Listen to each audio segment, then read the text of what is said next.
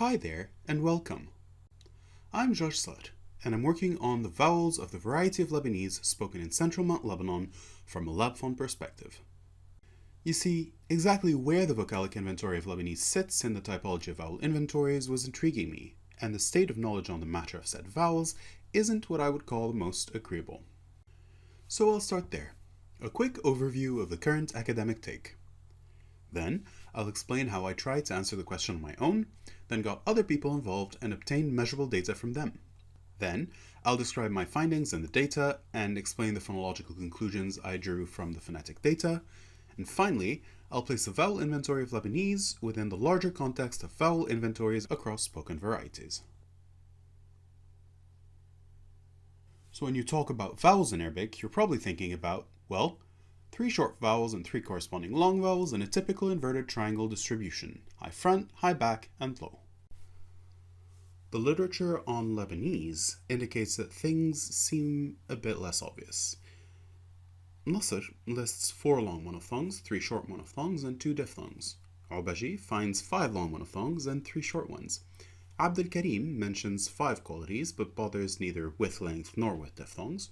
Haddad brings up loss of contrast between short e and u, and Haidli lists 5 long monophthongs, 3 short monophthongs, and 4 diphthongs. Confusing? I know. But that's because even subjects recruited in Lebanon from a small area would likely be linguistically heterogeneous, and no matter to what extent the variables have been restricted or narrowed down, no less variability has been observed. The literature is in disagreement, and for good reason. But where there's disagreement, there's room for more research. People have done this through listening and through introspection, but since we've got access to acoustics, we can take a quantifiable experimental approach. For one thing, since there's so much variability within the variety, it may be a good idea to work on a discrete, concrete dialect area. Let's look at Lebanon. I'm going to draw your attention to this bit here, which is in the center of Mount Lebanon. I am including Beirut, even though it's technically its own governorate, same as Mount Lebanon, but there's a good reason for that. For now, let's call this whole bit Central Mount Lebanon. Now, as is probably often the case in countries of this size, people who want work will look for it in the capital city. And because that's what a lot of people working in an area does to the housing market, ridiculous prices within the city cause people to live in the suburbs. This means that people from all over the country bring their spoken varieties with them, and that may well be why the idiolects spoken in this general area can sort of fit into a semi-cohesive variety. Arabic is the official national language, and expressions like bala alu'il, give it to me straight or without rumors, function such that the passive here is borrowed from Standard Arabic, and the expression itself doesn't work in Standard, mind you. But the point is, education in this country, where Arabic is the official variety, happens largely in either English or French, with only 5 school subjects taught in Arabic. The official examinations are administered in the chosen foreign language, and schools even add a second foreign language in the 7th grade, to the point where whether one is English or French educated becomes a salient identity marker. So there's bound to be some influence from these languages involved, right? Anyway, how do you investigate the vocalic inventory of a variety? Well, if you're me, the answer is very likely you start by writing a program. You feed it all the consonants and vowels you can find in the literature or your intuition for the variety you're investigating, and make the program combine them, consonant, vowel, consonant, and then also add versions with length marks after each of the vowel and the second consonant, but not the first, because in varieties of Arabic we want to avoid the geminating effect of the definite article L on cardinal consonants. And then the program lists the combined strings, which you either gloss if the string's a lexeme in the variety you're investigating, or you just skip it if it doesn't mean anything. Doing that gave me 1003 lexemes. The next step is, of course, to look at the data. My data tells us that in addition to a larger surface inventory than 3 long and 3 short vowels, we've also got a set of CVC words with a long vowel and free variation between low and mid front qualities, with MSA cognates consistently low, and a set of diphthongs, a set of close mid monophthongs, and a set of sounds that vary in production between both.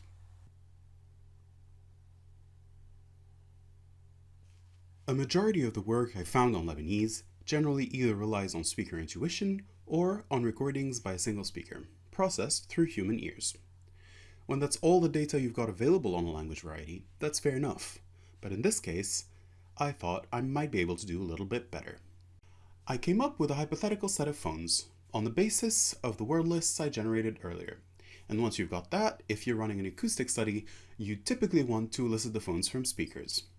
You probably want to avoid using the Arabic script, which, as you can imagine, could cause confusion. Because, well, all due respect to Saida, Lebanese wasn't actually written much at all before social media became a thing, and social media's so-called chat orthography, which uses Latin letters and Arabic digits, proved to be a good way of eliciting Lebanese speech in previous studies. ديما وداليا كتير بحبوا يجيبوا الماما على دوما تتاكل تبولة التيتا بتحط فيها بندورة طازة. Does wonders to avoid influence from the standard Arabic pronunciation of the Arabic script, at least. So then, you put some smartly chosen words out of the list your program has generated into sentences, you drop the vowel from the words themselves, keeping the consonants to avoid lexically equivalent forms, and get your participants to guess the word and say it twice, then say the sentence. And that's your data. Here's a daughter and her father guessing the word in the sentence correctly. بين بين حط الوردة بين كتابين وانطرها لتنشف. باين باين حط الورد بين كتابين وانطرها تتنشف. I got 19 participants from all over Central Mount Lebanon.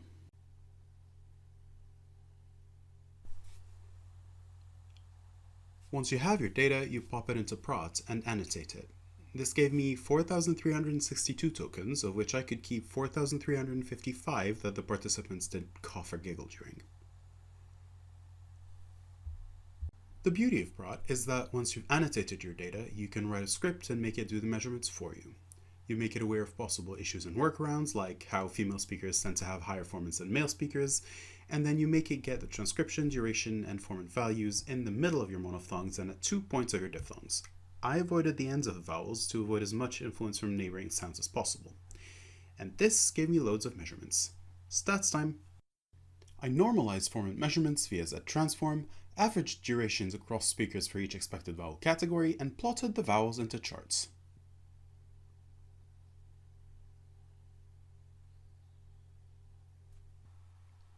This is what the average durations look like.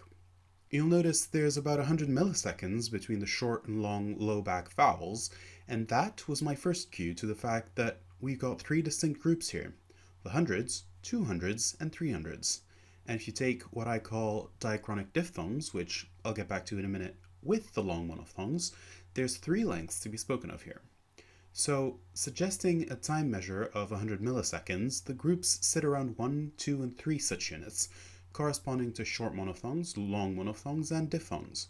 So, is length phonemic?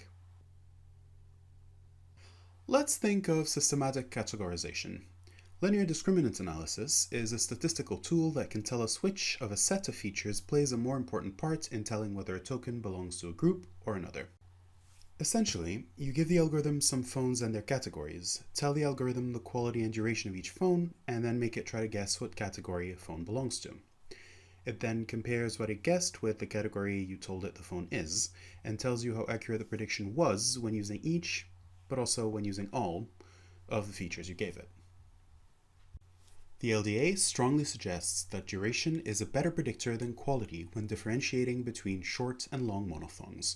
In other words, this isn't the same as in English bit versus beat, where there's a clear quality difference as well as the length difference. This is really mostly length. I mean, even visually, just look at the overlapping qualities. And if you want the phonological argument, well, then here's a set of minimal pairs that shows just that. Vowel length is well and truly phonemic in Central Mount Lebanon Lebanese. Anyway, in the data, we have our as and our e's and our oo's, and a sorry, go home. Except, well, the data also has 152 realizations of a and 36 of o, which, compared to 372 of oo and 54 of a, isn't too little. The data also has a non-negligible 150 realizations of a, which I'll talk about in a minute, and which gives us something like this. And while Watson 2002 explains the occurrence of A and O as a result of coalescence of diphthongs, as in the low onset and high offset qualities merge into a mid quality in between the two, which is a fairly well documented phenomenon cross-linguistically, I argue there's more to A and O than coalescence of classical Arabic diphthongs. Arabic I and OW coalescences will account for some modern-day phonemic A and O in Central Mount Lebanon Lebanese. But before Arabic came to the region, the area was inhabited by the Aramaeans, which left pre-Arab Semitic names to a large number of plants as well as terms relating to theology.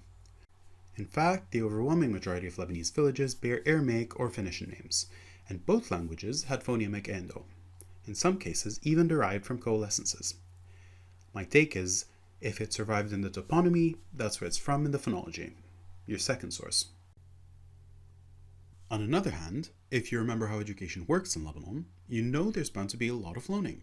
And if you're watching this presentation, you know that English has its A and O. Well, so does French. What I'm saying is that loanwords are a third source of A and O in Central Mount Lebanon Lebanese. And there's also Imala. Now, Sibawayh says it's a conditioned process where an alif is tilted to sound like a ye in the context of a high front vowel. Fleisch finds a bunch of a's in Kfar the Lebanese, which he presents as reflexes of Arabic az, unconditioned by an e, and calls this unconditioned Imala. Only his examples are from a paper a century older than his own, and beyond the etymological links with older Arabic forms, I see no evidence for a synchronic underlying ah here, so our fourth source of a's could well be sound change for some older underlying as. Anyway, here's the gist of what I found for synchronic long vowels. If the average realized token matches the hypothesized category in both quality and duration, my hypothesis was validated. And that works great until emphasis comes out to play. You see, however you look at it, in Arabic, emphasis has this nasty habit of dragging vowels back, because it's realized with the root of the tongue creating a secondary obstruction in the back of the mouth. So at the end of the day, the front vowel a can never be realized as a in the context of emphasis, which would normally mean that the occurrence is allophonic, except it's not just that. There exists a set of words that use the back a, which, if realized with a front a, say wow or lamba, would not be understood. And I'm currently working on figuring out if emphasis is on its way off the consonant and moving on to vowels instead, but we can't really cover this here, so here's the high-short monophthongs. If you remember, we've briefly seen that Lebanese has a loss of contrast between short front and back high vowels. So how do we explain this clear divide in realizations, which very obviously brings out front and back high vowels? The answer is emphasis. You see, regardless of what the short high monophthong was at an underlying level, there's been a reanalysis of these sounds to a single synchronic underlying phoneme, which is realized with a back quality around emphasis and with a front quality elsewhere. Bottom line, at an underlying level, we're essentially left with these two monophthongal systems, which are typologically uncommon. While they don't feed into my overarching question of how the Central Mount Lebanon Lebanese vowel inventory compares to other vowel inventories, if we're mostly looking at the underlying invariable monophthongal inventory, there's a few more things that came out of my data that I'll mention in passing. I also found evidence for 7 diphthongs for which I argue moraicity is phonemic, by which I mean whether the onset is short or long, as in respectively the diphthong is monomoraic or bimoraic, is an underlying feature. This is because whether the first element of the diphthong is short or long, all of these diphthongs fit into a same length measurement, 3 units, or thrice the length of a short monophthong. But before we move on, let's go back to this previous graph for a minute. The fact that there's no bimoraic front to back ow in my data is probably happenstance in CVC contexts. Typology and symmetry would expect there to be such a phoneme if the other 7 are there, but I'll keep it stricken through for now. Fact is though, there's actually 9 errors for those 7 diphthongs I mentioned. Shown here with an overhead arch, there's an I and there's an ow. You'll remember my earlier finding of a set of diphthongs, a set of close-mid monophthongs, and a set of sounds that vary in production between both. Well, my data supports this. That's what I've called diachronic diphthongs. It's a category of phones that speakers can choose to realize as diphthongs or as the coalesced monophthongal version. دير دير قولك بعد في خوارني بدير النوبين. دير دير قولك بعد في خوارنة بدير النوبين. This brings our running conclusion to 3 systems making up the underlying vocalic inventory of Central Mount Lebanon Lebanese. But I argue there's one more. Still on the theme of free variation, there's a long monophthong that varies in production between low and mid-front qualities. So, while imala requires a conditioning high front vowel, and what Fleisch calls unconditioned imala is an irreversible process, this varying long monophthong is a sound that can be realized as any vowel from an a to an a to an a. Proof? عيش عيش مني أكيد إذا عيش من بعد العملية. عاش عاش مني أكيد إذا عاش من بعد العملية. And here's our 4 systems.